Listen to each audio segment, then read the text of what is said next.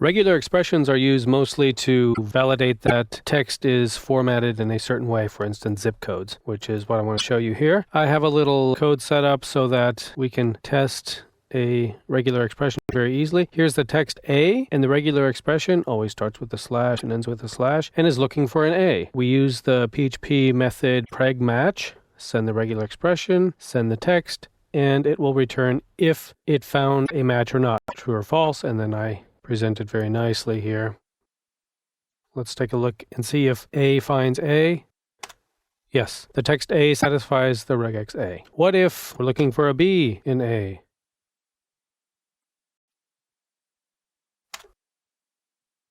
No, the text A does not satisfy the regex B. What if we're looking for B in A, B, C, D, E, F? Will it find it? Yes, because B is in this text. You can also say that you're looking for simply a word. Is there a word in the text? Yes, there is a word in the text. What if there's no text? Then it does not match it because it did not find a word. Okay, now let's look for a word and a digit. So we have a word here. It did not find it. It only found a word but not a digit.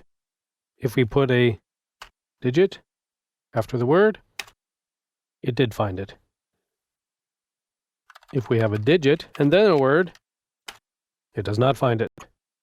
So you can see with regular expressions you can be very accurate in determining if a text is formatted in a very certain way. So let's now find out if our text is formatted like a German zip code, which looks like this. So let's say it has to have a D,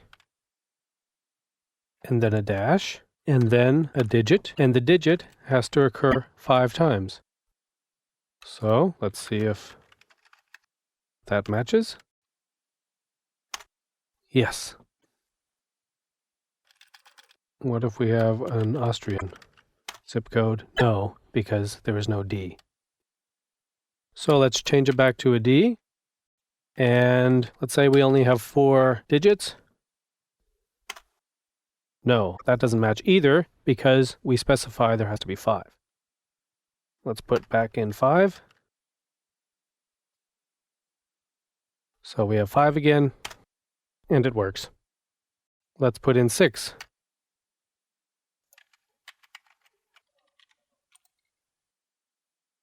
We'll put in 6. And test. That still works, although that's not what we want. The reason is because it matched D dash or hyphen and these 5, and it was satisfied if there was one at the end or not. One way you can determine or make sure that it checks this is to say that this here must be the beginning of the line with a caret, and this here with a dollar must be the end of the line. Now if we test it again, it does not satisfy it because there are 6 instead of 5. If we take off the 6th one, we only have 5. It works again. So you can see we're getting more and more accurate here. So let's say we want to allow Austria to be validated. So let's put here brackets A or D. So now it can be A or D. Let's check if this still works. It does not work because we, of course, put it in the text. This is a D. It goes in the regular expression, of course. So now let's test if the D validates. Yes. Let's put in an A. See if that validates. Yes. Let's put in a Switzerland. Nope. Only A or D. Okay.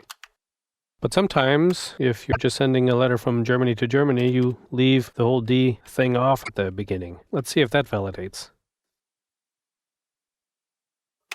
No.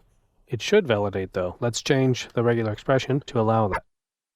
What we need to say is that this whole part here with the AD and the hyphen is optional. So we'll put parentheses around it and then put a question mark after it. Now let's test. It validates. But if we put a D in, that's okay too. Forget the hyphen. Doesn't validate. You need the hyphen in there. Okay. So actually, Austria or Austrian zip codes look like this with only 4 numbers. And we need to change our regular expression to accept that. So what we can do here is say this whole thing with the 5 digits, we'll put into parentheses. And we'll put a pipe saying either 5 digits or 4 digits are allowed.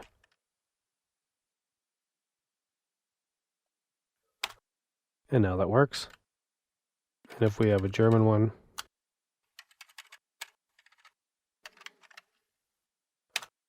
that works as well. So you can go on and on with this, making your regular expressions more and more accurate. There's always something you can find. For instance, here's a little bug. That's an invalid German zip code, which still validates in our regular expression. So you would have to put in that option as well. But in everyday programming, what I tend to do is to keep my regular expressions quite simple, just so that in 2 months when I look at the code again, I can understand them, or that when other programmers look at it, they can understand it easily and quickly. And so I tend to make small regular expressions which test, for instance, in this case, I would test for an Austrian, I would have a regular expression which tests for an Austrian zip code and a regular expression which tests for a German zip code, and then write a function that says test valid zip code and then call both of those regular expressions, that kind of thing. So you can combine the flexibility and the accuracy of regular expressions with your code to make some very powerful validating functions to validate text in your programs.